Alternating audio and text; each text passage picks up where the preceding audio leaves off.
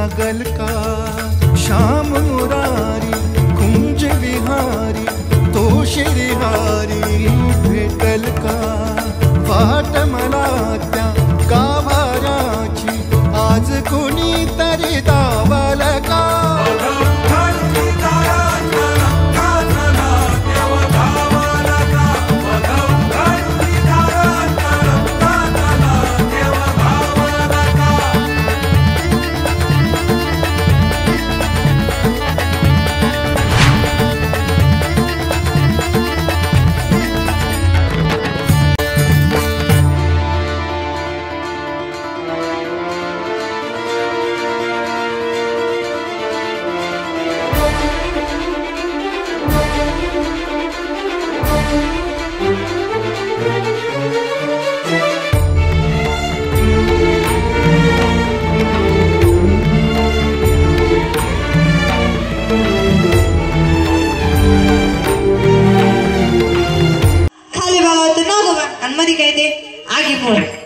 तेवढ्यात काय झालं त्या आगीमोळाच्या फांदीला थोडासा असा का बसला असा हिसका बसला आणि त्याच्या एक थेंब त्याच्या नाकाच्या शेंड्यावरून त्याच्या जिभेवर आला आणि एवढं मोठं दुःख असं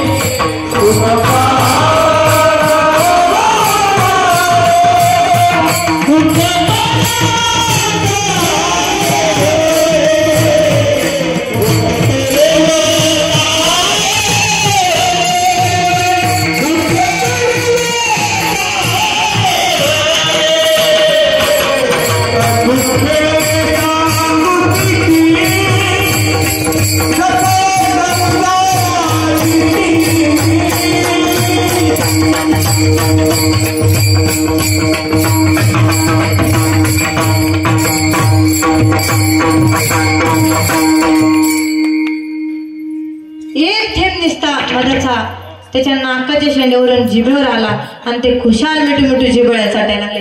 एवढं मोठं दुःख असून एका थेंबाने त्याला काय प्राप्त झालं महाराज? हा झाला दृष्टांत. आता सिद्धांत सांगते, लक्ष देऊन ऐका.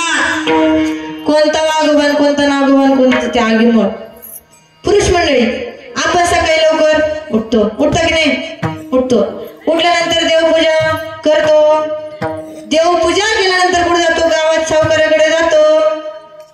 सावकाराकडे गेला. सावकार काय म्हणतो? तू एका महिन्यात पैसे देणार होता, हा दुसरा महिना आला, अजून कसे तुझे पैसे येतात. हा काय झाला? वाघोबा. त्याच्या भीतीने जर घरात राहावा तर घरात नागोबा मे या. हा नागोबा, अहो तुम्हाला काही अक्कल नाही? मिरच्या संपल्या, कोथिंबीर संपली, मला पोराची काळजी नाही, बायकोची काळजी नाही, संसाराची काळजी नाही, नुसतं हिंडायला सांगा. हा काय झाला? नागोबा. आणि मध्येच ही आगीमुळ पप्पा मला कुरकुर, पप्पा मला चॉकलेट. हा काय झाला? आगीमुळ. माझा संसार सुखाचा आहे का? नाही. विठ्ठल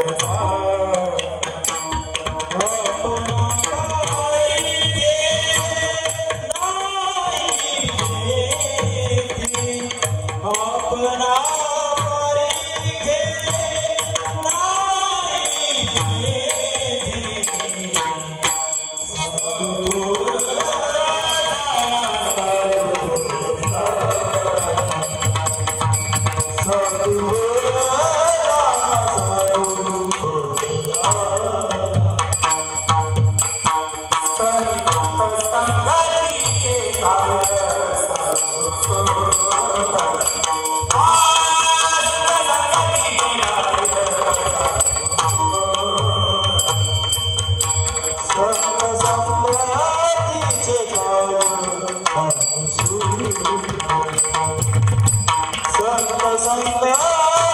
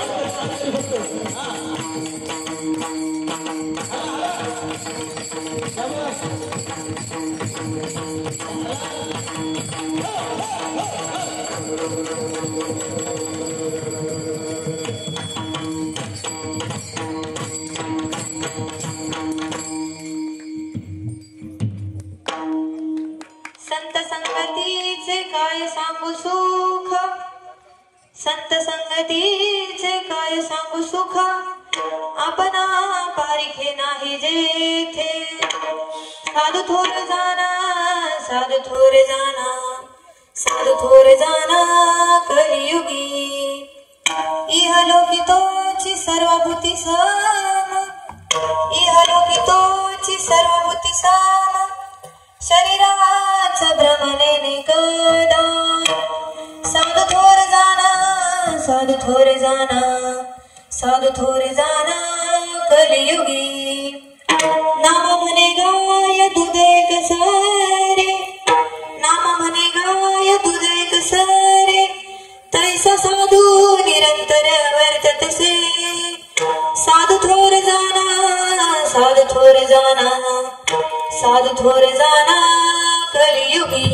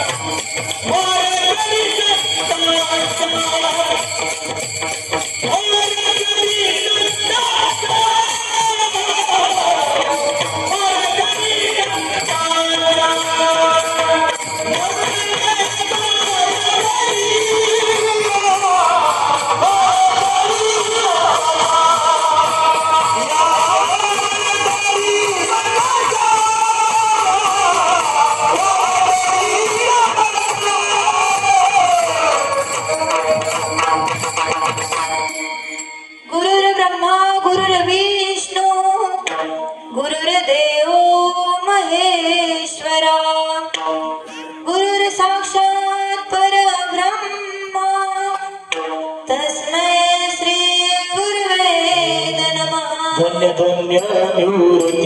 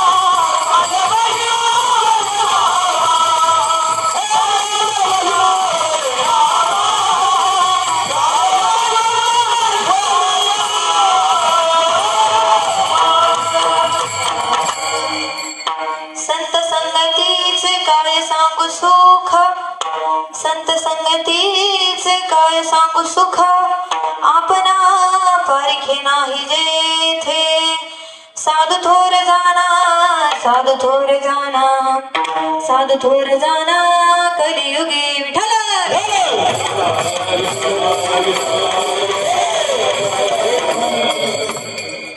मुक्त कैवल्य तेजोनिधी भगवान श्री ज्ञानोबर पंढरीश पांडुरंग परमात्मा व सर्व साधू संतांना वंदन करून ग्रामदेवतेला म्हणजेच मारुतीरायांना वंदन करून सेवेला सुरुवात करू विठ्ठल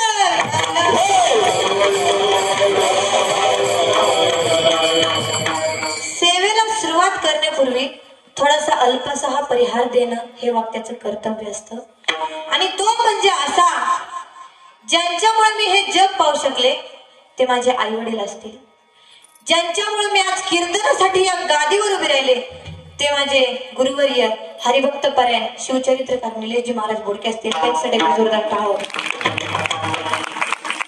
ज्यांचे आज मला मृदुंगचारी म्हणून साथ लागणार आहे ते आमचे सहा पखवादे हरिभक्त परायण जुन्नर तालुक्याचं वैभव लगेच सम्राट म्हणून ज्यांची ओळख आहे ते आमचे सार्थक महाराज बोराडे असतील त्यांच्या समोरात बसलेले चैतन्यपूर गावचे हरिभक्त परायण समीर महाराज हुल्लवळे असतील साई महाराज डोंगरे असतील श्रेयस महाराज खर्डे असतील प्रणव महाराज गायकर असतील आणि हर्षल महाराज शिंदे असतील ज्यांची आज मला गायनाचार्य म्हणून साथ लागणारे ते गुरुवर्य ज्यांची बेलापूर या गावात संस्था आहे ते साईनाथ महाराज काळे असतील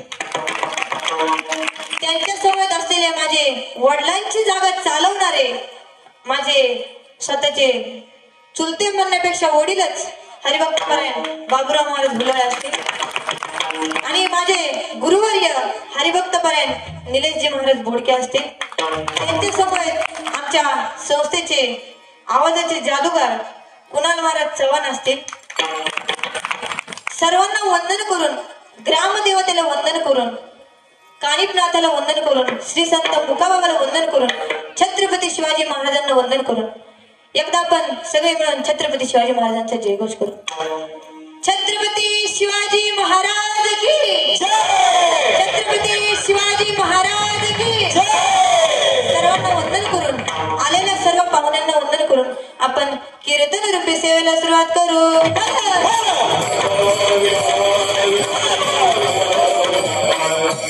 सेवेसाठी निवडलेला अभंग ज्यांचं आहे ते महान विष्णू भगवान परमात्म्याचे अत्यंत अत्यंत अत्यंत आणि जवळचे लाडके भक्त म्हणजे माझे नामदेव महाराज आणि नामदेव महाराजांचा हा 4 चरणाचा अभंग आपण आज सेवेसाठी घेतलाय या अभंगात नामदेव महाराज आपल्याला संगतीचं महत्व पटवून देतात आणि संगतीचं महत्व पटवून देता नामदेव महाराज आपल्याला आलेला अनुभव सांगतात विठ्ठल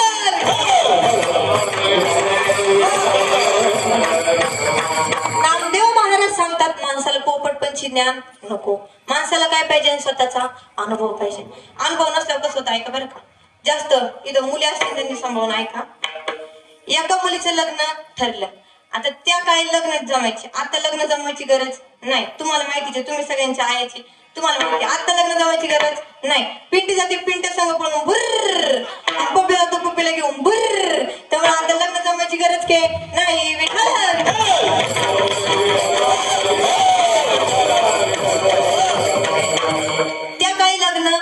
जमायची, आत्ताची काही लग्न जमायची गरज नाही. असंच एका मुलीचं लग्न जमलं होतं. लग्न जमल्यानंतर 2 दिवसांनी ती सासरी जाणार होती. कुठे जाणार होती? सासरी जाणार होती. आता सासरी जायच्या आधी प्रत्येक आई आपल्या मुलीची काय काढते? समजूत काढते. मुली तुला सासरी नांदायचं, असं वागायचं, तसं वागायचं. त्या आई नाही आपल्या मुलीची समजूत काढायची. ती आई म्हटली, अगं तुला 2 दिवसांनी लग्न करून जायचंय. हा, लग्न करून जायचंय आणि तुला सासरी नांदायचंय, तुला सासूच्या धाकाखाली राहायचंय. तुझी सासू तुला जे काय म्हणन तू फक्त काय म्हणायचं? आत्याबाई तुम्ही म्हणशाल तेच खरं. आता तिला काय दिलं हे पोपट पंचमीला. काय होतं? पोपट पंचमीला. तिला एवढंच सांगितलं, तिला बाकी काय सांगितलं नाही. 2 दिवसांनी मुलीचं लग्न झालं. लग्न झाल्यानंतर मुलगी कुठे गेली? माहेर नाही, सासरी गेली. आणि सासरी गेल्यानंतर तिची सासू 2 दिवसांनी म्हणली, सुनबाई लग्न झाल्यापासून काही गोडधोड नाही केलं, असं वाटतं काहीतरी गोडधोड केलं पाहिजे घरात. आता तिला काय शिकवलेलं? ती म्हणते, आत्याबाई तुम्ही म्हणशाल तेच खरं. आता सासा बाईक सोय तुम्हाला माहितीच आहे, तुम्हाला बाईक सोय माहितीच आहे. आत्याबाईने एवढी पुरीची चर्चा केली, माझ्यासारखी सूनच नाही कोणाची, एवढी भारी सून, एवढी भारी सून. इतकी निंदा केली तिनेच तिच्या सुनाची, तिच्याच तोंडाने करतो. दुसऱ्या दिवशी सासू म्हणती, अगं शेजारच्या बाहेर सगळ्या कांदे लावायला जातात, आपण एक दिवस त्यांच्या संग गेलो होतो, तेवढा जोश भेटत. आता तिला काय सांगितलं? तिला जरी कंटाळा आला तरी तिला काय करायचं होतं? तिला नांदायचं होतं. आणि तिच्या आईने तिला काय सांगितलं? ती म्हणती, आत्याबाई तुला माझे तेच खरं. आता अख्ख्या कांद्याच्या पाथ्यावर तिच्या सासूबाईने तिची चर्चा. माझ्या सुनाला काम करायला सांगितलं तर ती म्हणते, आत्याबाई तुम्ही माझ्या तेच खरं. माझ्या सुनाला जे म्हणत तरी माझी सून म्हणते, आत्याबाई तुम्ही माझ्या तेच खरं. पण ऐका पुढं काय झालं? सासू कामावरून आले, सून मात्र आजारली नाही. सून कशी तरुण होती पण सासू थोडी म्हातारी होती. नाही तुम्ही म्हणशाल सासू तरुण सून म्हातारी, असं होतं. सासू म्हातारी होती आणि सून तिच्यापेक्षा तरुण होती. सासू आजारली आणि लेकराने तिला दवाखान्यात नेलं. डॉक्टरने तिला चिकनगुनिया सांगितलं. काय सांगितलं? मला चिकनगुनिया सांगितला. घरी आली. घरी आल्यानंतर तिच्या सुनाला म्हणती, सुनबाई ह्या चिकनगुनियाच्या आजाराने मी इतकी त्रासले, असं वाटतं औषध घ्यावं, प्यावं आणि मरून जावं. तिची सून म्हणते, आत्याबाई तुम्ही म्हणशाल तेच खरं. फक्त काय दुसऱ्या दिवशी सून माहेरी. तिला कळते पोपट पंचमीला. तिला इकडे बोलायचं कळलं का? नाही विठ्ठल.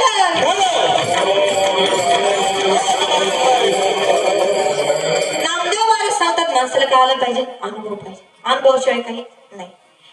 एका जणाने चोरी केली. चोरी केल्यानंतर तो चोर पकडला गेला महाराज. आता चोर पकडला गेल्यानंतर काय होतं? कोर्ट भरतो. आणि असं कोर्ट भरला. एका साईडने ज्यांनी चोरी केली तो चोर आणि एका साईडने ज्याची चोरी केली तो घर मालक. आणि मध्ये बसलेले कोण? जज साहेब. म्हणजे इकडं ज्यांनी चोरी केली तो, इकडं घराचा मालक. असे ते होते. 2 जण उभे होते आणि जज साहेब बसलेले. पण मी पण उभीच आहे. मला जज साहेब समजून घ्या.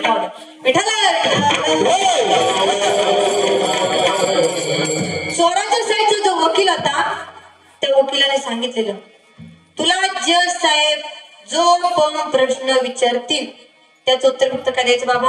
नाही. आता त्याला काय दिलं? हे पोपट पंचमी. त्याला एवढंच सांगितलं, काय नाही. आणि जज साहेबांनी त्याला प्रश्न विचारायला सुरुवात केली. पहिला प्रश्न विचारला, तू याच्या घराचा दरवाजा तोडला का? तो बरा सर्वभूत होता. तो म्हटला नाही. तू याच्या कपाटाचा दरवाजा तोडला का? तो म्हटला नाही. तू याच्या कपाटाची तिजोरी फोडली का? तो म्हटला नाही. तू याच्या कपाटाची तिजोरीचे पैसे घेतले का? तो म्हटला नाही. आणि लास्टला असा प्रश्न विचारला, आतापर्यंत मी तुला जे काही प्रश्न विचारले त्याचं तू खरं उत्तर दिलं का? तो म्हटला नाही. अवघड काही गेलं जेलमध्ये. नाही त्याला होते पोपट पंचमी. त्याला एवढं बोलायचं कळलं का? नाही विठ्ठल. नामदेव महाराज आपल्याला सांगतात माणसाला काय आलं पाहिजे? महाराज अनुभव आला पाहिजे. एक जण पोपट खरेदी करायला गेला आणि दुकानाच्या बाहेर भरपूर गर्दी होती. अशी भरपूर गर्दी. जसं काय तो पोपट फुकटच द्यायचाय एवढी गर्दी होती. आणि तो एक गृहस्थ गेला पोपट घ्यायला. पोपट घ्यायला गेल्यानंतर त्याने विचारलं, केवढ्याला दिला पोपट? तो जो बुबट विकणार होता ना तो म्हणला 1000 रुपये. आतून आवाज आला 2000 रुपये. तो म्हटला 3000 रुपये. आतून आवाज आला 4000 रुपये. तो म्हटला 5000 रुपये. आतून आवाज आला 6000 रुपये. इथपर्यंत येऊन किंमत थांबली. 6000 रुपयाला पोपट फिक्स झाला. त्याने पोपट घेतला आणि कुठे गेला? घरी गेला. घरी गेल्यानंतर त्याने त्या पोपटाला प्रश्न विचारला. मी ज्या वेळेस त्यांना पोपटाची किंमत विचारत होतो त्यावेळेस आतून पोपटाची किंमत कोण वाढत होतो? तो म्हणला मीच छान होतो, मीच किंमत वाढत होतो. मग 6000 पर्यंत जीव का बरं थांबला? तो म्हटला माझ्या मालकाने मला किती शिकवलेलं? एवढं शिकवलेलं. त्याला जर पोपट पण शिकवलं नसतं, अनुभव असता, त्याने काय केलं असतं? अजून किंमत वाढवली असते. म्हणून नामदेव महाराज आपल्याला स्वतःला आलेला अनुभव सांगतात. विठ्ठला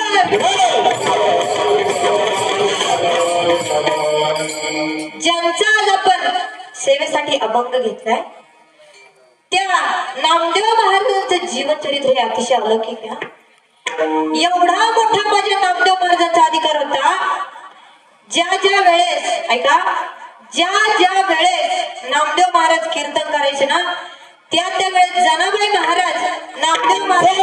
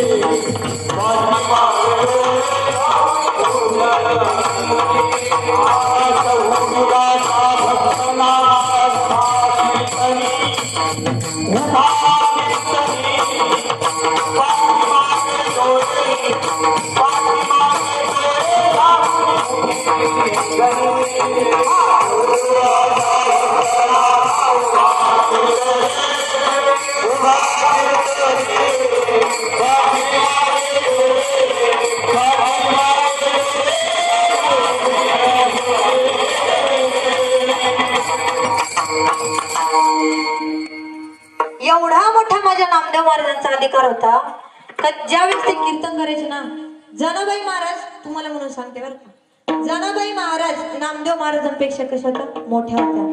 दोघंही संघर्ष शाळेत जायचे, दोघंही हुशार होते.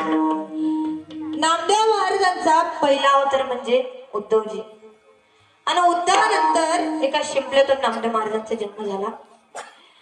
जन्मताच नामदेव महाराज इतके प्रेमळ स्वभावाचे होते आणि खूप शांत स्वभावाचे होते. नामदेव महाराजांचा एवढा मोठा अधिकार होता का माझ्या नामदेव महाराजांच्या हातून साक्षात कोण जेवलं होतं? भगवान परमात्मा.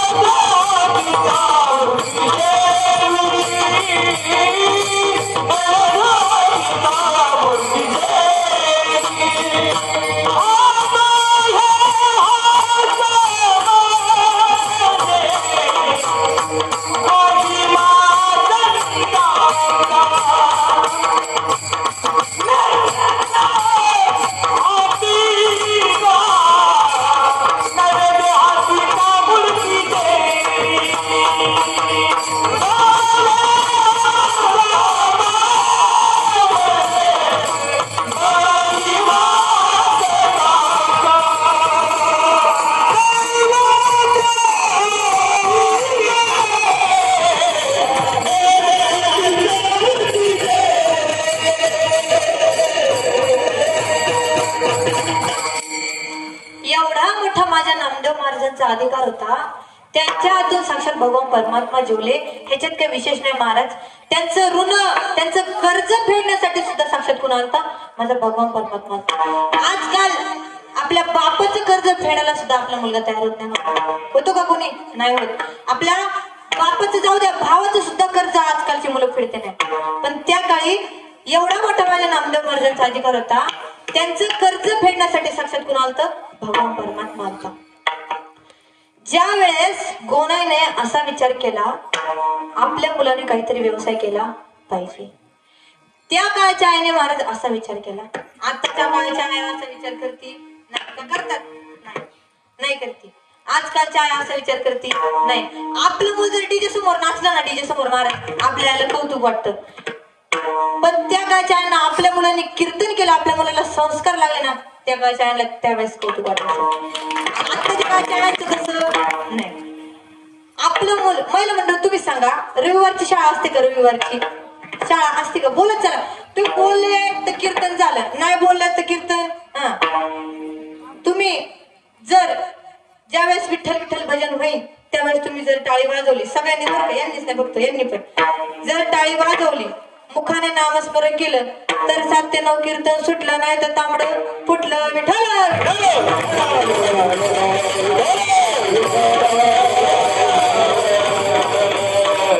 असते का रविवारची शाळा? तुम्ही सांगा, तुमच्याच तोंडाने कबूल करा. असते का रविवारची शाळा? मग आपलं मूल रविवारच्या शाळेत जाऊन करते का याचा तपास केला का एकदा तरी? नाही. रविवारचा विषय सोडाव, इतर टायमाला बरं का, एखाद्या आईने फोन करून विचारलं का शाळेत आमचं मूल शाळेत आले का? विचारलं असं तर प्रामाणिकपणे हात वर करा. नाही विचारलं, मी सांगते नाही, एक सुद्धा आईने विचारलं नाही. आजकालच्या आईंना मुलाचं भवितव्य कळत नाही. आपल्या मुलाला संस्कार नावाची गोष्ट महाराज नसते. काय नसते? संस्कार नावाची गोष्ट नसते. त्यांना फक्त वाटतं आपल्या मुलांनी पैसे कमवले पाहिजे. डीजे समोर नाचला का त्यांना कौतुक वाटतं, वरती जाऊन का त्यांना कौतुक वाटतं, मस्त का त्यांना कौतुक वाटतं. पण आपल्या मुलांनी कीर्तन करावं, भजन करावं, याच्या आजकालच्या मुलं आईला आवड नाही. किंचित आहे, किंचित बरं का, किंचित आहे अशा आहे का त्यांना वाटतं आपल्या मुलांनी कीर्तन भजन, आपल्या मुलाला संस्कार लागले पाहिजे. त्या आईने आपली मुलं अशी कशी टाकली? संस्कार. माता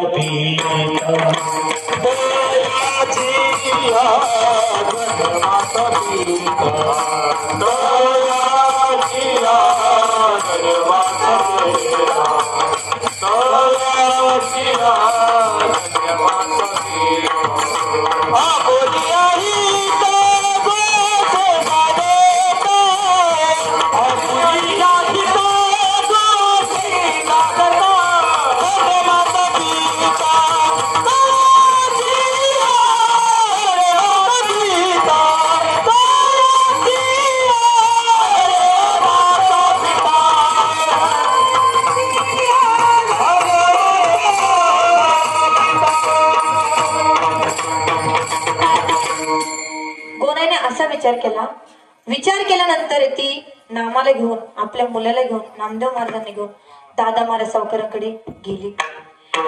दादा महाराज सावकारांकडे गेल्यानंतर ती म्हटली, माझ्या मुलाला कपड्याचा व्यवसाय टाकायचा आहे, थोडे पैसे होते, पैसे द्याल का?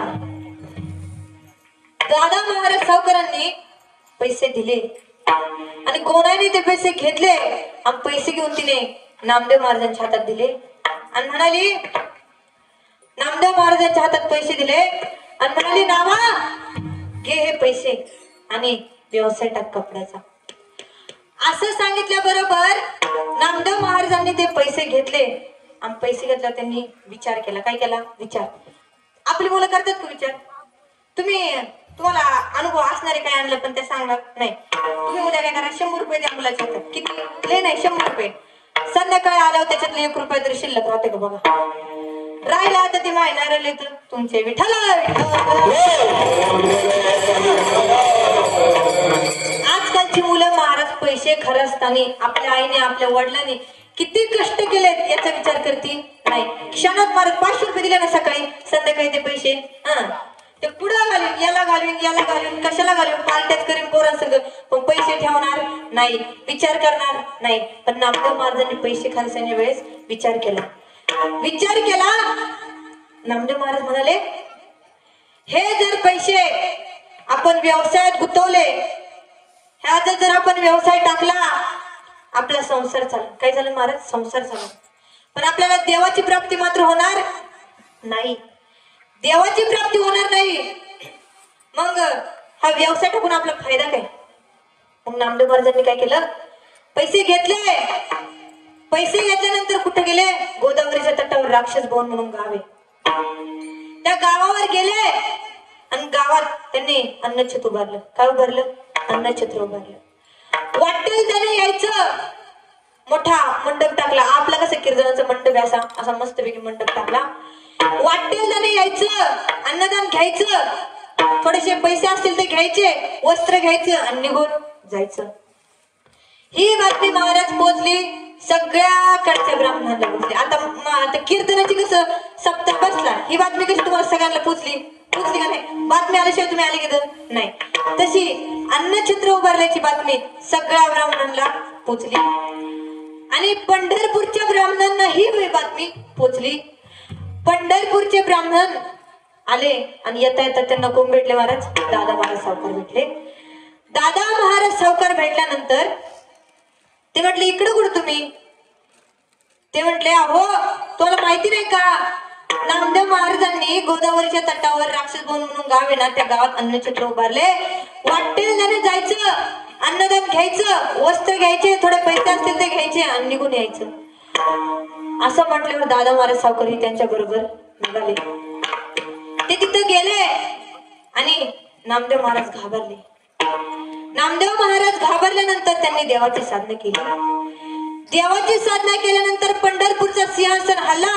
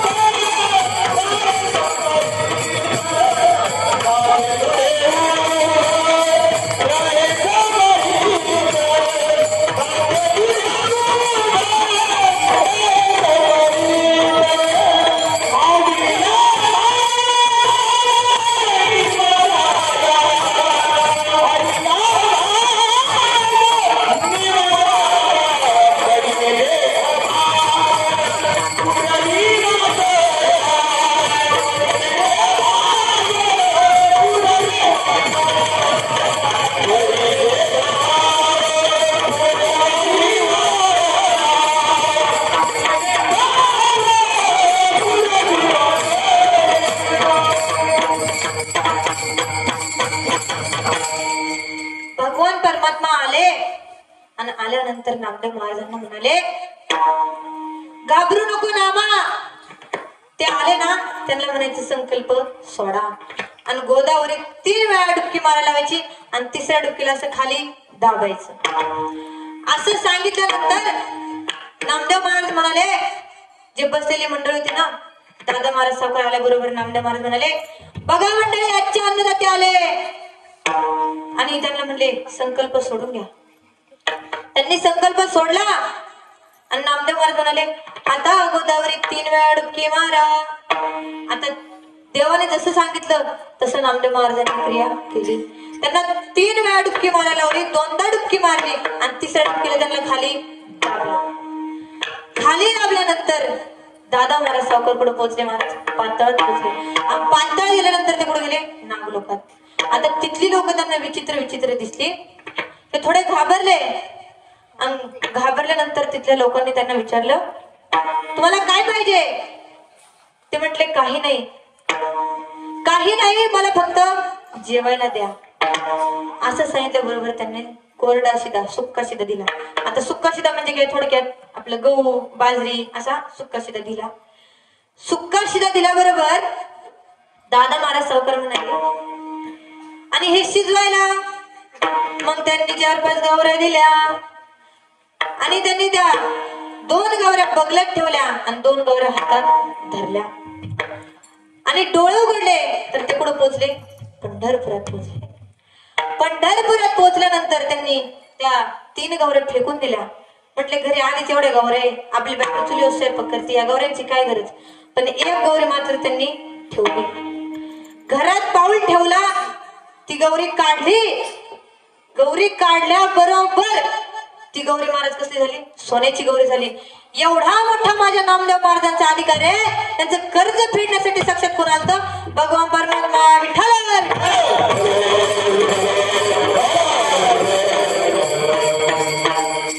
माझ्या नामदेव महाराजांचं कर्ज फेडण्यासाठी कोण आलं? भगवान परमात्मा. आता आपण थोडक्यात सुखाचा विचार करू. कसला? सुखाचा.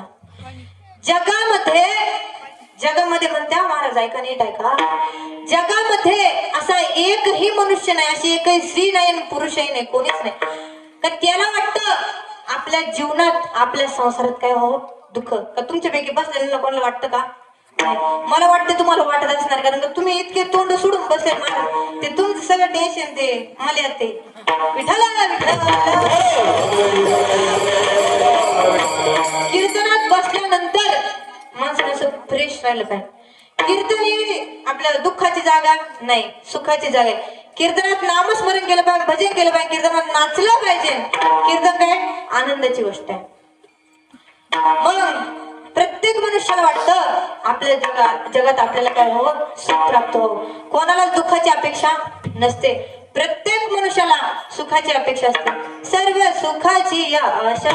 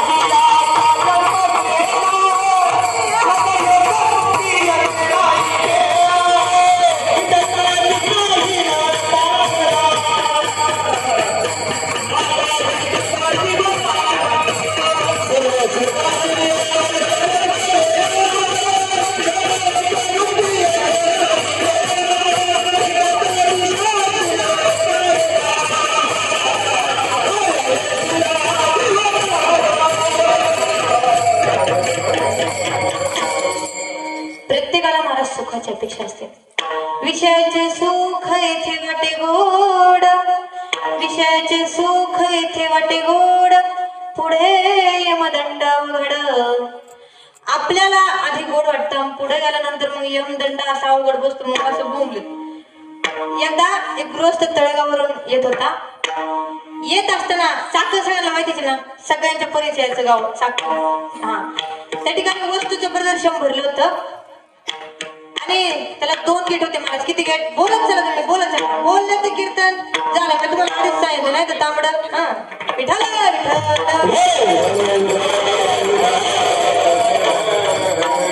त्याला 2 गेट होते. एका गेटवरील तर प्रवेश मोफत मिळेल.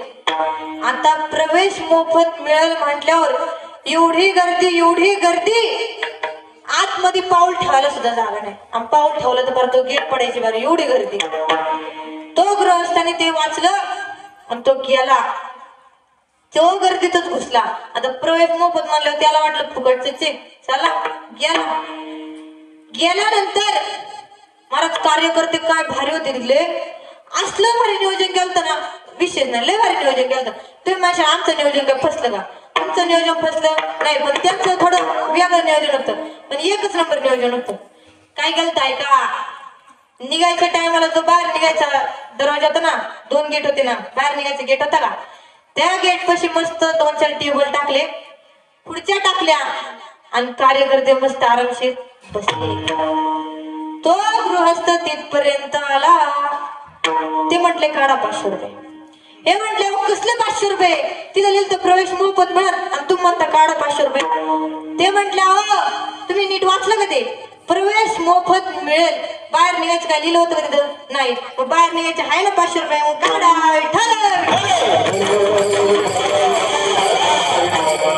विषयाचे सुख येते वाटते गोड पण त्याला पुढे जाऊन कसा भेटला यमदंड अवघड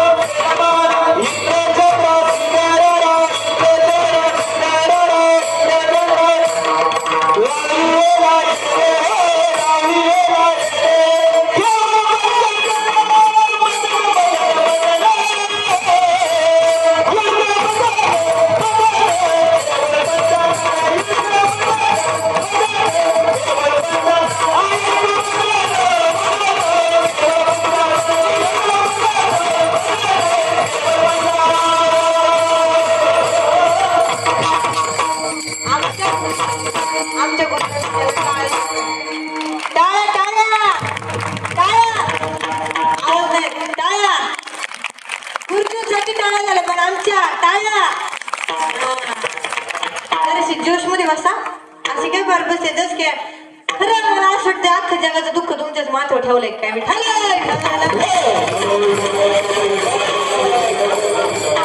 मला पण माहिती हा संसार कसा आहे दुःखाचा आहे मग ऐका सुख पाहत जवा पाडे दुःख पर्वताए वडे जुन्या कीर्तनकाराने सांगितलेला जुना दृष्टांत आहे का एक गृहस्थ रस्त्याने चाललेला आणि जाता जाता त्याला जंगल लागलं आणि तुम्ही माझ्या जंगल लागलं म्हणजे धडकला काय जंगल धडकला नाही त्याचा रस्ता करायचा कुठून होता जंगलातून मग तो जंगलातून चालला होता. आता जंगल म्हटलं की किती गेलं तर जंगली प्राणी असणारच मग तो जंगलातून प्रवास करत होता. प्रवास करत असताना त्याच्या मागे वाघ लागला काय लागला वाघ त्याच्या मागे वाघ लागला आपल्या मागे साधं कुत्र लागलं तरी आपण त्याच्या कुत्र्यापेक्षा दुपटीवाने कुत्र्यावाने पळत सुटतो पण त्याच्या मागे काय लागला वाघ लागला होता आणि तो घाबरला तोही पुढे पळायला लागला आणि वाघ त्याच्या मागे पुढे पळत गेला आणि पुढे पळत गेल्यानंतर एक विहीर होती आणि त्याने त्या विहिरीत उडी मारली आणि त्या विहिरीत नेमकी वडाचं झाड असं आडवं आलं बरं का तुम्हाला माहिती वडाचं झाड पुढं एक विठ्ठल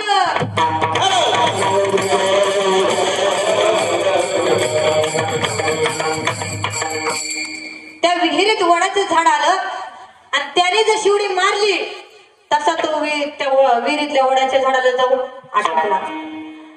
आता वाघोबाकडच्या तावडीतून तो सुटला पण त्या वडाच्या फांदीला जाऊन अटकला. तिला होतं बल मोठा आगीमोळ ते आगीमोळ उठलं आणि एवढ्या माशा चावल्या तर त्याच्या डोक्यात विचार आला आता खाली उडी मारवी पण गंमत अशी झाली वर बघा होतं वाघोबा मध्ये काय त्याचं आगीमोळ आणि खाली उडी मारवतं बसलेला वाट बघत नागोबा वर बघा होतं वाघोबा खाली बघा होतं नागोबा आणि मध्ये काय ते आगीमोळ. तेवढ्यात काय झालं त्या आगीमोळाच्या फांदीला थोडासा असा काय बसला असा हिसका बसला आणि त्याच्या एक थेंब त्याच्या नाकाच्या शेंड्यावरून त्याच्या जिभेवर आला आणि एवढं मोठं दुःख असून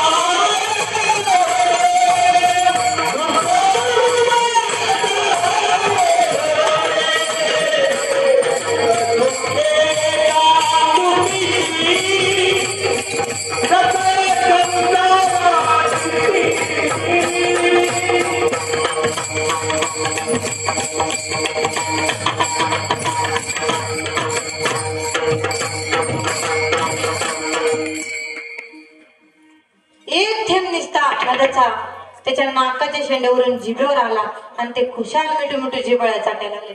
एवढं मोठं दुःख असून एका थेंबाने त्याला काय प्राप्त झालं महाराज? हा झाला दृष्टांत. आता सिद्धांत सांगते, लक्ष देऊन ऐका. कोणता वाघबान, कोणता नागोबान, कोणतं ते आगीमुळ. पुरुष मंडळी, आपण सकाळी लवकर उठतो. उठतो की नाही? उठतो. उठल्यानंतर देवपूजा करतो. देवपूजा केल्यानंतर कुठे जातो? गावात सावकाराकडे जातो. सावकाराकडे गेला. सावकार काय म्हणतो? तू एका महिन्यात पैसे देणार होता, हा दुसरा महिना मला अजून कसे तुझे पैसे येतात. हा काय झाला? वाघोबा. त्याच्या भीतीने जर घरात राहावा तर घरात नागोबा मे या. हा नागोबा, अहो तुम्हाला काही अक्कल नाही. मिरच्या संपल्या, कोथिंबीर संपली, मला पोराची काळजी नाही, बायकोची काळजी नाही, संसाराची काळजी नाही, नुसतं हिंडायला सांगा. हा काय झाला? नागोबा. आणि मग तिथे आगीमुळे पप्पा मला कुरकुर, पप्पा मला चॉकलेट. हा काय झालं? आगीमुळे. मी हा संसार सुखत आहे का? नाही विठ्ठल.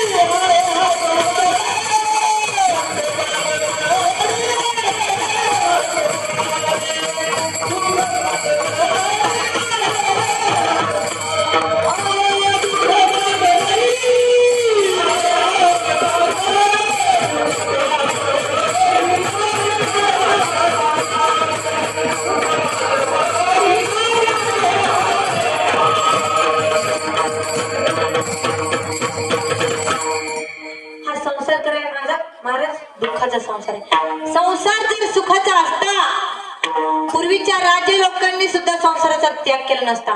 संसार सोडून ते वनात गेले नसते. पण वनात काय? 18 वनस्पती.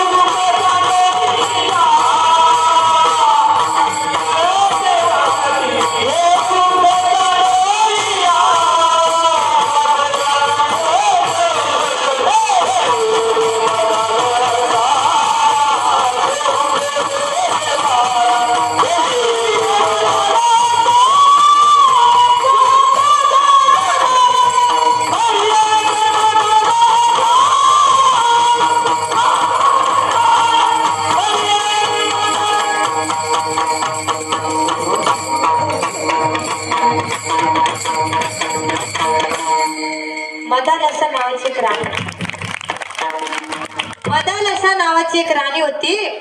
तिने आपल्या मुलाला पाळण्यात असताना बोध केला. कशात असताना? पाळण्यात असताना बोध केला. बोध त्या काळच्या आईने बोध केला. आत्ताच्या वेळी प्यारवा पाळण्याजवळ जाते आणि बाळाला म्हणतात माझं लबाडन, माझं सोनन, मायाडन, काही नाव पिते. आपल्या गप घरी निघून येतात. बोध करायचं तर लांबच राहिलं, पण नाव ठेवल्याशिवाय मात्र घरी येते नाही. विठ्ठल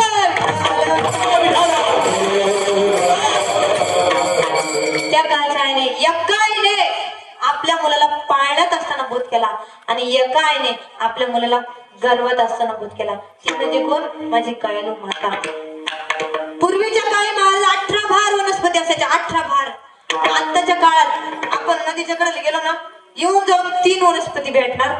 एक ते येडा बाबळी, एक ते काँग्रेस आणि एक गवत.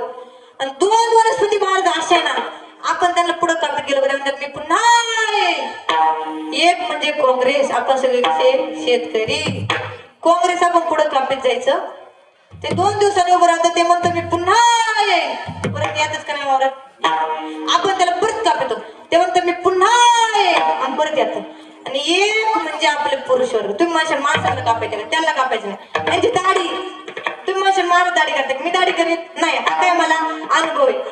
त्यांनी खरे का नाही दाढी किती करीत राहा, 2 दिवसांनी दाढी येते का नाही, ती म्हणते मी पुन्हा परत येते का नाही, येते विठ्ठल.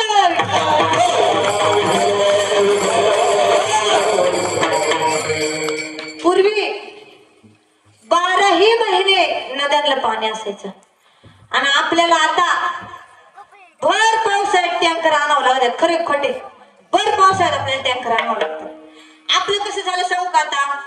राम राज्य में था दूध, राम राज्य में था दूध, कृष्ण राज्य में था घी, और अपने देश में देसी दारू दबक के पी सरकार मान्यता विठ्ठल.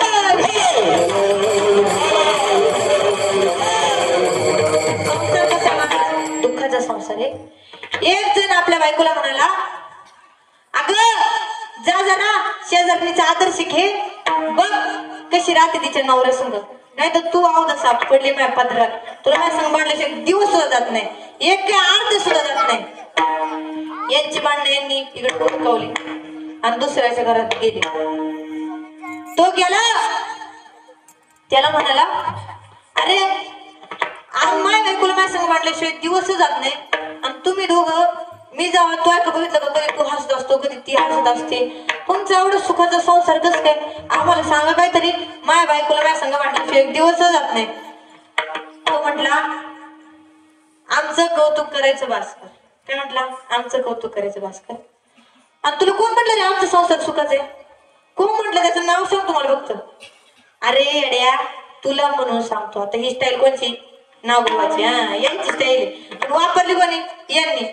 हे बरोबर आहे का? आपली स्टाईल बरोबर आहे का? एकच वापरली यांनी, यांची स्टाईल यांनी वापरली. तो म्हटला, तुला म्हणून सांगतो, आमचं कसे थोडे वेगळे, तुमची तरी बोलून भांडणं होतात, आमची मारून भांडणं होतात. आमचं कसे, ती मला लाटणं फेकून हंती, तिचं लाटणं जर मला लागलं तर ती मोठ्या मोठ्याने हसते, आणि तिचं लाटणं जर मला लागलं नाही तर मी मोठ्या मोठ्याने हसतोय. आणि लोक बघताना नेमकी जे हसत त्याच्याकडे बघत यात, म्हणून त्यांना गाठ आमचा संसार कसा आहे सुखाचा, पण त्यांचा संसार कसा आहे अनामारीचा विठ्ठल.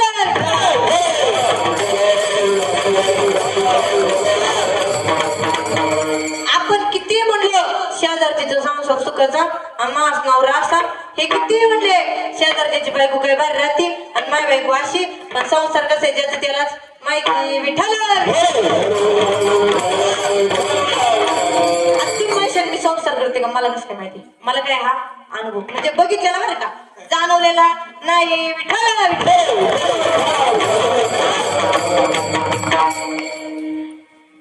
तू देखे सो दुखिया सुखिया कोई नहीं रे बाबा, ह्या संसारात ज्याला बघावं तो कसा आहे महाराज? दुःखी. एक प्रेत यात्रा चाललेली, ऐका लक्ष देऊन ऐका. एक प्रेत यात्रा चाललेली, जात असताना ज्यांच्या हातात, आता प्रेत यात्रा जात असताना मडकं असतं हातात, तुम्हाला तर माहितीच. एका हातात मडकं आणि एका हातात काळं कुत्र, आणि ते कुत्र त्याच्या गळ्यात हार, अंगावर फुलं, तुम्ही चपलांचा हार, फुलांचा हार, आणि असं मस्त सजवलेलं कुत्र्यांना एकच नंबर सजवलं, जस की त्या कुत्र्याचं लगीन आहे असं भारी सजवलेलं. आणि पुढं काय होती? ते मड प्रेत होत. आणि प्रेत यात्रा चाललेली, जात असताना एक गृहस्थ आला पुढून. तो म्हटला, मामा, एका माणसाला साईड घेतलं, म्हटलं, मामा हे काय असं वेगळं दृश्य आहे, मला नाही पटले, असं पहिल्यांदा बघितलंय. हे काय प्रेत यात्रा चालली, हा दुःखाचा प्रसंग आहे आणि तुम्ही एक कुत्र सजून दजून चालवलंय मस्त, हे मला पटलं नाही. मामा म्हटले तू जरा बस, नाही तर लोक तुला चपलने आणते, तू जरा शांत बस, पूर्ण ऐकून घे. विषय असा आहे, ऐक. हे जे प्रेत चाललंय का, ते ज्याच्यात मडक आहे ना, त्याच्या बायकोचे. आणि हे कुत्र का सजून चालवलं माहिती का?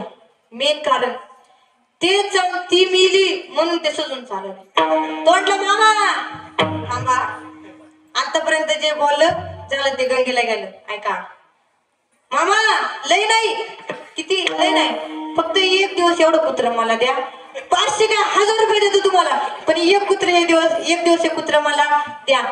मामा म्हटले अरे तू येडा का खुळा, एवढी पुरुषांची लाईन येडा म्हणून लागली का? गेला लागला ना महाराज लाईनीला, विठ्ठल.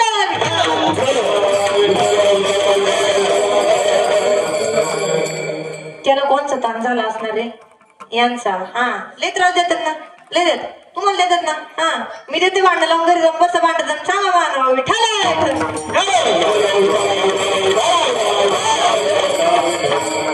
याला लागलं ना महाराज लाईनीला, त्याला काय झालं त्याच्या बायकोचं दुःख, त्याला वाटलं काय दिवसाने आपलं असं हा काळ कुत्र मडक प्रेत चालत बसणार ना. पण हा संसार कसा आहे, दुःखाचा आहे.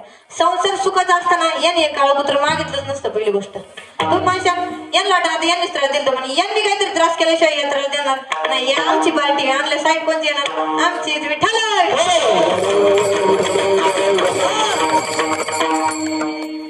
एक पुती कुथती नी पुती कुथती, 12ही पुती कुथती, संतती नाही ती कुथती. तुम्ही म्हणशाल ही का कुथती, आता मी का कुथती ते मी तुम्हाला सांगते.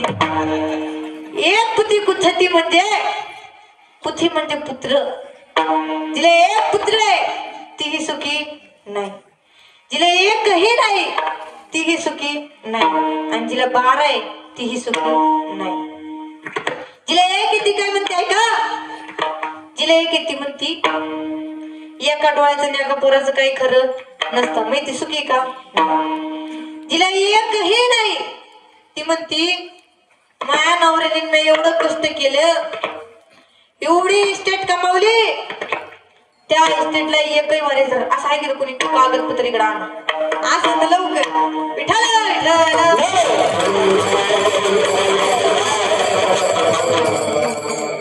जिला एकही नाही तेवढी कुबेरासारखी इस्टेट मग काय कामाची, तीही सुखी नाही. आणि जिला 12 आहे तिचं ऐका आता गंमतीच्या मोठी, जिला 12 आहे तिचं ऐका बरं का, जिला 12 आहे तिचं कसं, तिचा नवरा मोठा क्लास 1 मोठा अधिकारी, आणि त्याचा मित्र एक दिवस असा घराच्या जवळून चाललेला, आणि आता खिडक्यांना जाळी असते माहिती ना तुम्हाला, मकडीची जाळी ती म्हणत नाही, खिडक्यांची जाळी, हा ती जाळी त्याच्या किचनची काय होती, उघडी होती. त्याचा मित्र तिथून जात असताना सहज बघितलं तर त्याला तो क्लास 1 अधिकारी भाकरी थापताना दिसला. आता भाकरी थापताना दिसल्यानंतर भाकरी थापता यांनी त्याला बघितलं आणि याने आवाज दिला. त्याला काय करायचं, त्याच्या घरात जायचं होत. तो गेला, म्हटला काय रे तुझी बाई कुठे गेली? काही बाई म्हणतील, यांना माहिती शब्द, काही बाई म्हणतील, काही मंडळी म्हणतील, काही पिराडा म्हणतील, काही बायको म्हणतील, काही शब्द वापरतील. तो म्हटला ते बाई कुठे गेली? हा म्हटला माझा असे मला 12 पोर आहे, किती 12 पोरांची लग्न झालीत. जानेवारी महिन्यात माय बायको पाहिल्या मुलाच्या बाळातपणाला गेली, अशी मला किती पोरे, 12 पोरे. आणि आता 12 पोरे म्हणलं एका महिन्यात तिला एका पोराकडे जायला लागत म्हणलं, 12 महिने तिला त्यांच्याकडे जाते, तिला मागे यायला काही टाइम नाही, म्हणून माझं मीच थापतोय खातोय. मी जिला एक आहे ती सुखी नाही, जिला एकही नाही ती सुखी नाही, आणि जिला 12 आहे ती सुखी नाही. मग सुख कुठे? नामदेव महाराज सांगतात अभंगाचं पहिलं चरण,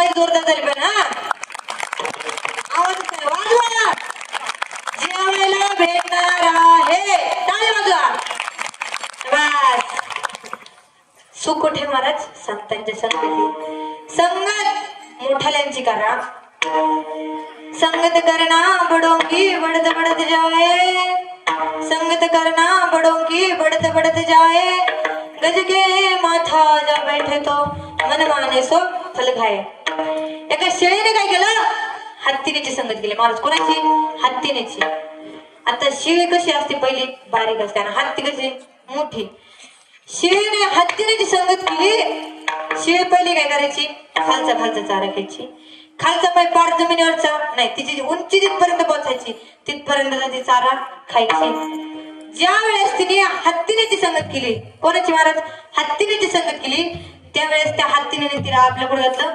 माथ्यावर घेतलं आणि माथ्यावर घेतल्यानंतर ती शेळी कुठला चारा खायला लागली वरचा चारा खायला लागली म्हणून संगत कोणाची करायची चांगल्याची करायची विठ्ठल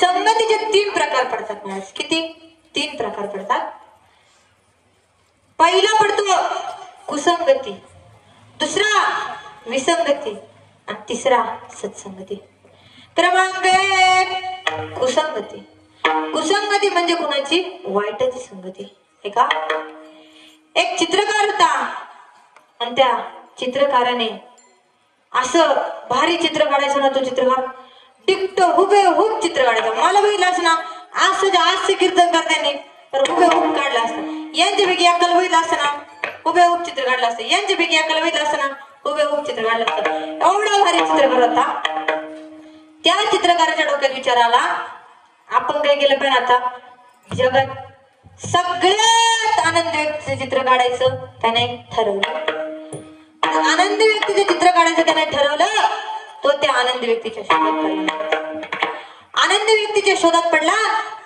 आणि शोधून त्याला तो आनंदी व्यक्ती सापडला आनंदी व्यक्ती सापडल्यानंतर त्याने त्या आनंद व्यक्तीचे चित्र काढलं आणि चित्र काढल्यानंतर तो त्याच्या घरी गेला 12 महिन्यानंतर तो चित्रकार त्याच्या डोक्यात असा विचार आला आपण सगळ्यात दुःखी व्यक्तीचे चित्र काढलं पाहिजे तो दुःखी व्यक्तीच्या शोधात पडला आणि त्याला वाटलं आता तो दुःखी व्यक्ती आपल्याला कुठे भेटेल या रोड्याच्या जेलमध्ये तो गेला या रोड्याच्या जेलमध्ये आणि त्याला तो दुःखी व्यक्ती भेटला तो दुःखी व्यक्ती भेटल्यानंतर त्याने त्या दुःखी व्यक्तीचं चित्र काढलं आणि चित्र काढल्यानंतर तो चित्रकार म्हणाला हो तुम्हाला मी कुठेतरी बघितल्यासारखं मला वाटते आणि वाटते नाही पण मी तुम्हाला कुठेतरी बघितलेच तो म्हटला 12 महिन्यापूर्वी तुझ्या आनंदी व्यक्तीचे चित्र काढलेलं ना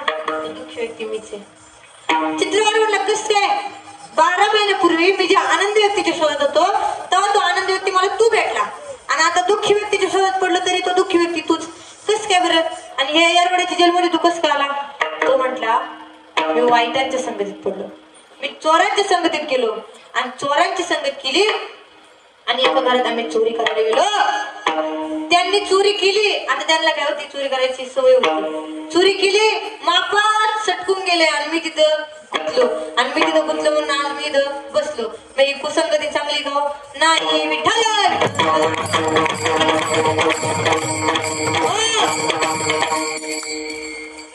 कुसंगती म्हणजे वाईटाची संगत आहे का एका कावळ्याने काय केलं राजहंसाची संगत केली आणि राजहंसाची संगत केली आणि तो कावळा एक दिवस कुठे गेला राजहंसाच्या घरी गेला दरवाजाची कडे ठकठक केली आणि राजहंस आला दरवाजा उघडला दरवाजा उघडून बघतोयच काय त्याचा मित्र कावळा कोण होता कावळा मित्र कावळा आणि त्याने म्हणला मित्र तू आलास ये बसणार आता पाहुणे आला आपण म्हणतो का काय आला तू निघून पहिले म्हणतो नाही आपण काय म्हणतो ये बस चहा पाणी करा आणि मग तो म्हटला मित्र तू आलास ये बस आला घरात येऊन बसला आणि राजहंसन त्याच्या बायकोला आवाज दिला अगं बघतेस का जरा कोण आलंय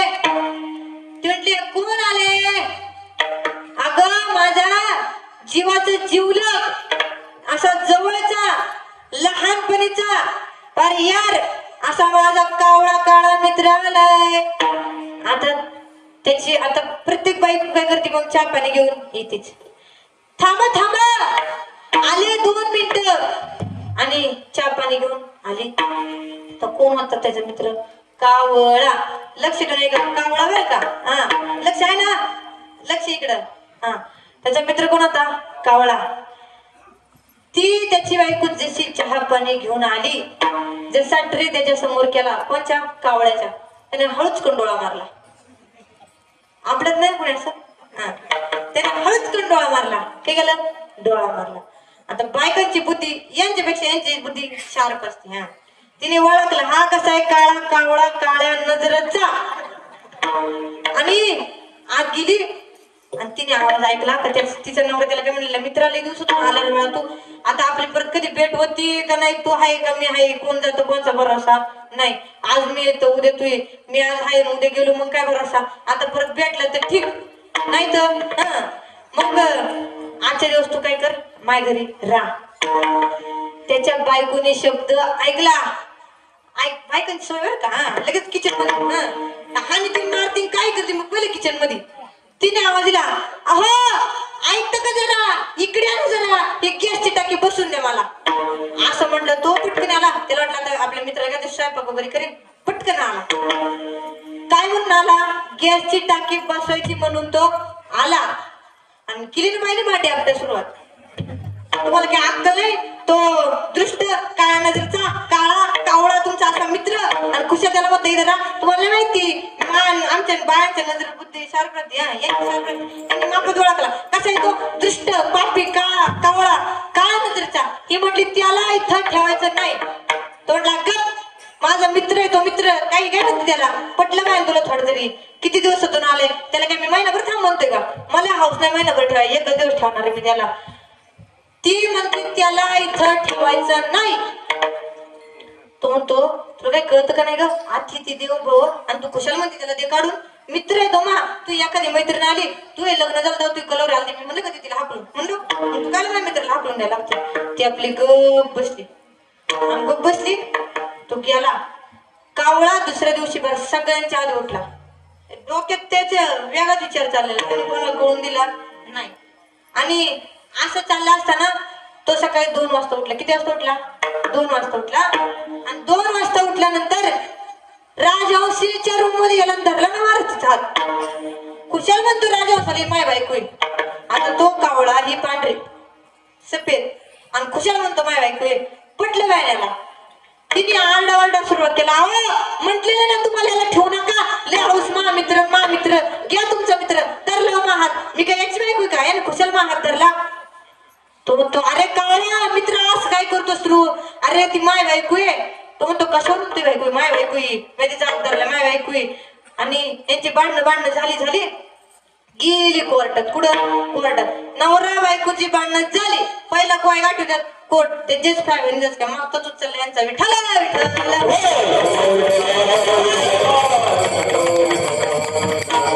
गेले कुठं महाराज? कोर्टात गेले. आणि तिथं यांचं तेच राजहंस म्हणायचं माय बायको, कावळा म्हणायचं माय बायको. राजहंस म्हणला जस सर मी पांढरा ही पांढरा, मी शाकाहारी ही शाकाहारी, आणि हा कावळा काळा हा मांसाहारी, आम्ही शाकाहारी. कशावरून ती त्याची बायको? जज साहेब त्यांच्या भांडणाला कंटाळले. कोर्ट चालवायची वेळ संपून गेली. जज साहेब म्हणले आता कोर्ट 2 दिवसांनी भरेल. तो कावळा त्या राजहंसीला मिळवण्यासाठी रातच्या 12 वाजता कुठं? जज साहेबांच्या घरी गेला. दरवाजाची कडी ठकठक केली. जज साहेब आले. दरवाजा उघडला. म्हटलं अरे कावळा एवढं रातचं काय करतोय तू माय घरी? माय बायको म्हणून कोण आले कोण नाही. एवढं रातचं काय करतो? तो म्हणता ऐका मला पहिला आत येऊ द्या. तूच म्हणलं मला आत येऊ द्या. गेला आत गेला आणि म्हणतो जज साहेब तुमचे केस कोणत्या कलरचे हो? तो म्हटला काळ्या कलरचे. आणि मी कोणत्या कलरचा हो? तो म्हटला काळ्या कलरचा. जज साहेब तुमचा वकीलचा कोट कोणत्या कलरचा? तो म्हटला काळ्या कलरचा. आणि मी कोणत्या कलरचा हो? तो म्हटला काळा कलरचा. जे साहेब तुमची बुट्ट कोणत्या कलरची हो? तो म्हटला काळा कलरची. आणि मी कोणत्या कलरचा? तो म्हटला काळा कलरचा. आणि मग तुम्ही त्या राजवंशाला न्याय कसं काय देणार? तुम्ही न्याय कोणाला द्यायला पाहिजे? मला न्याय द्यायला पाहिजे असं म्हटलं. जे साहेब म्हणले मी तुला न्याय द्यायला तयार आहे. काय? मी तुला न्याय द्यायला तयार आहे, पण मी तुला न्याय दिल्यावर मला तुझ्याकडून काय भेटल? हा म्हटला तुमचे आई वडील आहेत का? नाही, वारलेत ना. तुम्हाला तुमचे आई वडील स्वर्गात गेले का कुठे गेले? तुम्हाला तुमचे आई बाप मी भेटून दे. आता आई बाप भेटणार म्हणल्यावर याला न्याय देणं भागच होतं. 2 दिवसांनी कोर्ट भरला आणि कोर्ट भरल्यानंतर जज साहेबांनी त्या कावळ्याला न्याय मिळवून दिला. कावळ्याला न्याय मिळवून दिला आणि कावळा राजवंशीचा हात धरून कसा नाचत नाचतच बाहेर आला. याला न्याय भेटला म्हणलं हा कसा शांत झाला. हा बाहेर आला आणि पुढे निघालाच होता बरं का. एवढ्या जे साहेब मागून आले, ओ आई बापांची भेटी करून येणार होता. हा चला जे साहेब येतो. कावळा पुढं चालत चालत चालत आणि जे साहेब त्याच्या माग. हा पुढे टुनुक टुनुक उड्या मारित मारित आणि जे साहेब त्याच्या माग. हे गेले कुठं थोडं असं डोंगराच्या ठिकाणी. आता याला बाथरूम टॉयलेट टाकले नव्हतं. कुठे जायचे लोक? डोंगराला. तुम्ही जुन्या काळजीचे म्हातारे माणसं त्यांना अनुभव. डोंगराला जायचे आणि हा कावळा त्यांना घेऊन निघाला. हा पुढे टुनुक टुनुक उड्या मारित मारित आणि तो जज साहेब त्याच्या मागत चालत चालत. जज साहेब म्हणले एवढा तुम्हाला एवढं जंगलातून घेऊन चाललं, असे घेऊन चालले, वाघाला तोडून जाशील आणि मी बसलोय. मी आई बाबा भेटायच्या ऐवजी मीच जाईन. आणि हा गेला एका विष्ठेच्या ठिकाणी गेला. त्या ठिकाणी विष्ठा होती. त्या विष्ठेच्या ठिकाणी गेला. तो म्हटला अरे कावड्या कुठे घेऊन आलाय तुम्हाला? मी तुला आई बापांची भेट करू काय सांगितलं. जज साहेब तेच काम चालू आहे, जरा 2 मिनिटं. माणसाचं काम चालू असताना मध्ये मध्ये बोलू नये, थांबा असं म्हटला. सोचीनं त्याला ती विष्ठा साईडला सारली आणि त्यात 2 किडे निघले. किती किडे निघले? 2. बघा तुमचे आई बाप. आता अशा कुसंगती अशा कावळ्याची संगत करावं का? आणि या जज साहेबांनी न्याय देऊन काय केलं? त्याला चुकीचं केलं. मी कुसंगती चांगली का? नाही. विठ्ठल. क्रमांक 2 विसंगती. विसंगती म्हणजे भावाची संगत. रावण आणि भीमसेन. एक रामाला मारायचा आणि एक रामाला वाचवायचा. एक राम भक्त आणि एक रामाचा वैरी. बापाच्या आणि मुलाची विसंगती. हिरण्यकश्यप आणि प्रल्हाद. आईच्या आणि मुलाची कैकेयी माता आणि प्रभू रामचंद्र. एक जण म्हटलं मला लग्न करायचं. आता लग्न करायचं म्हटल्यानंतर तो कुठे गेला? कर्नाटकला. इकडे त्याला पोर भेटली नाही. इकडचं सोडलं तिकडे गेलं. आपलं सोडायचं दुसऱ्या, आपलं ठेवायचं दाखवून दुसऱ्याला बघायचं. सवयचे विठाला.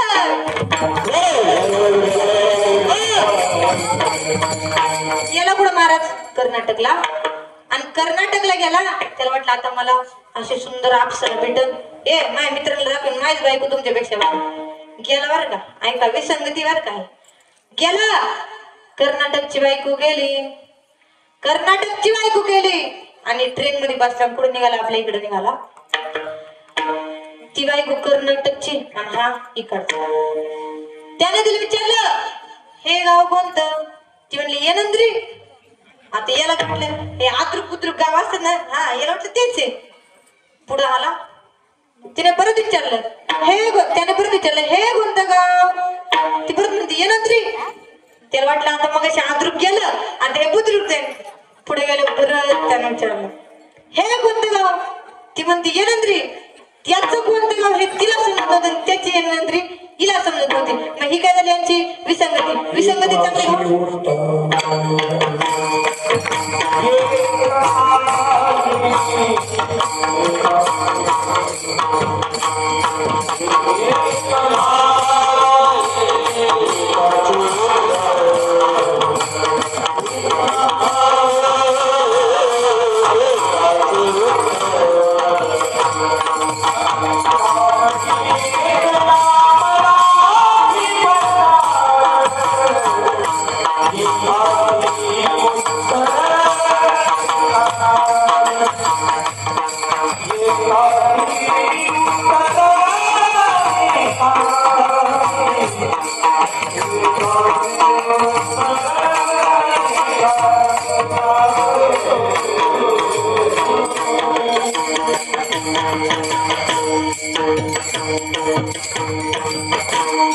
एकदा सगळ्यांनी हात वर करा, उंच उंच.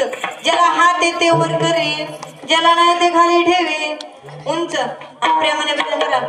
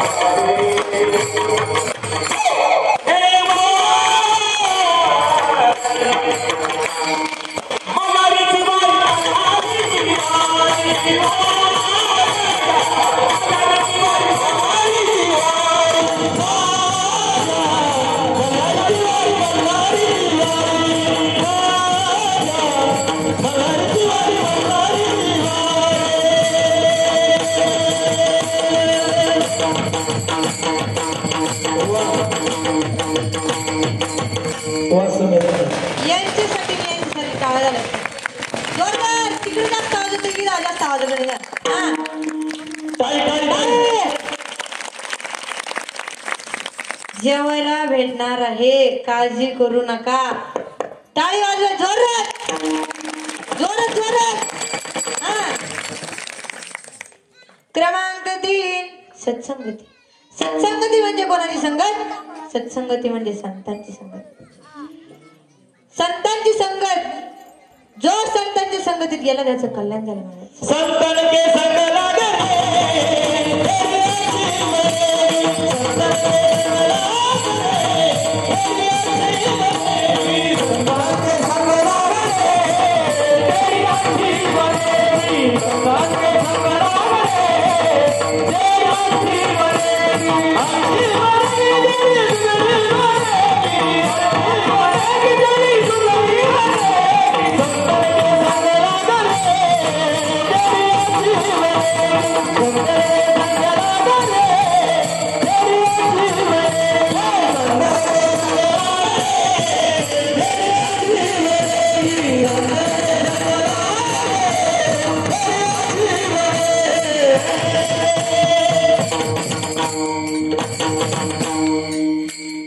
कावणे तीर्थक्षेत्राचा ऐतिहासिक असा इतिहास आहे महाराज. एकादशी नावाची महिला त्या ठिकाणी वास्तव करत होती. तिचा पती गतप्राण झाला होता आणि तिला एकच अपत्य होतं, एकच मुलगा होता, त्याचं नाव होतं गोविंदा.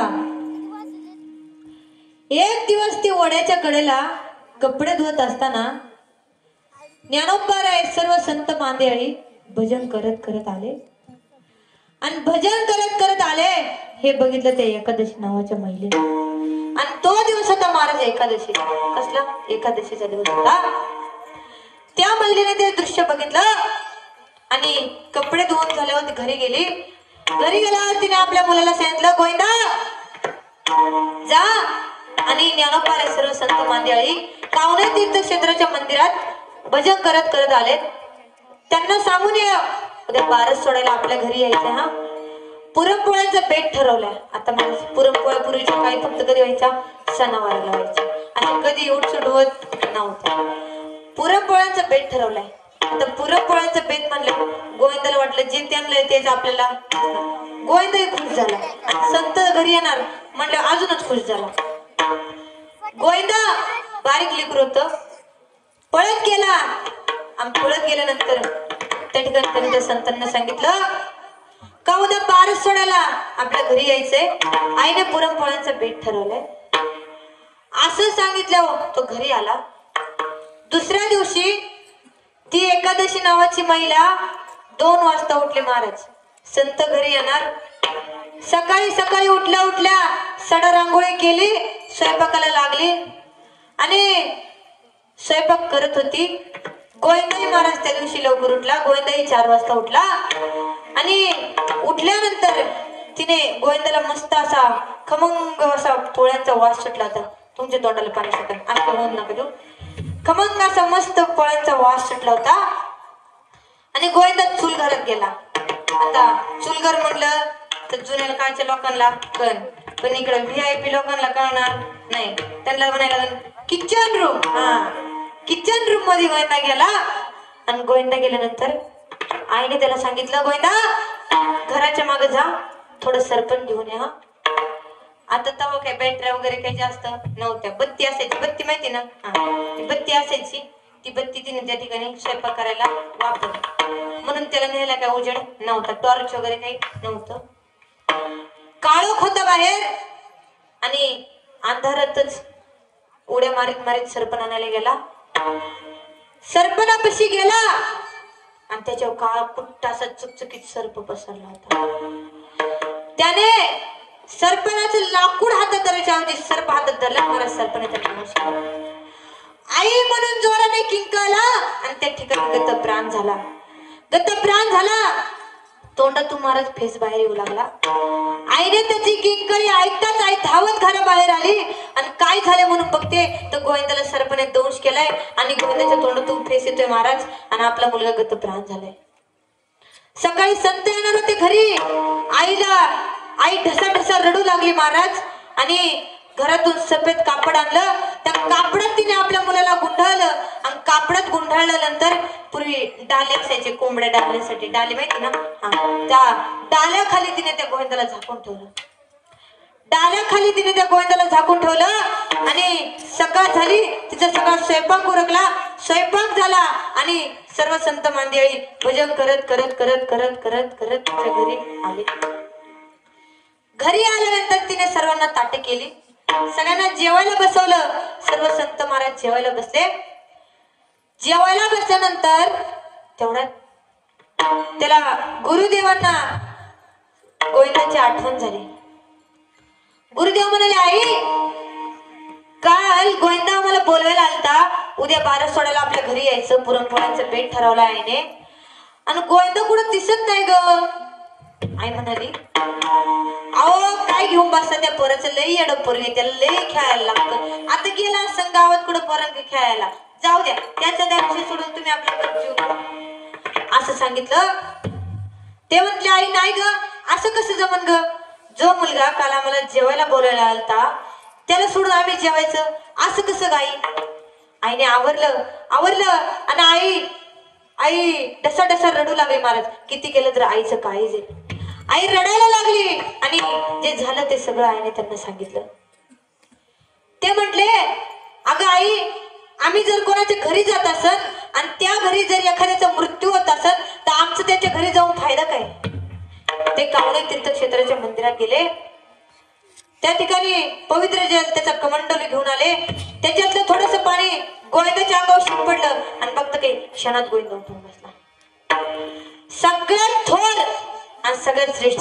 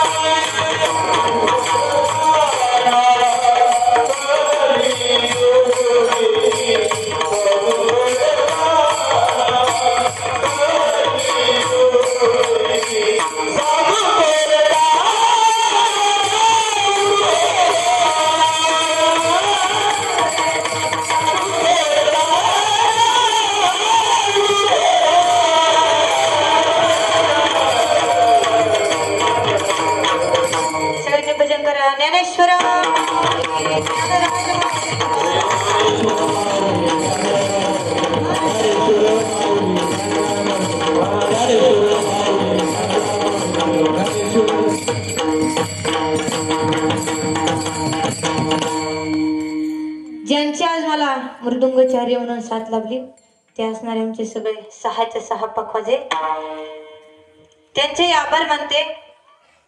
गायनाचार्यांचेही आभार मानते. पीटी मास्तर ऐश्वर्याताईंचे वडील त्यांचे आभार मानते. विनेकरी म्हणून ज्या ताईंची साथ लाभली त्या ताईंचेही आभार मानते.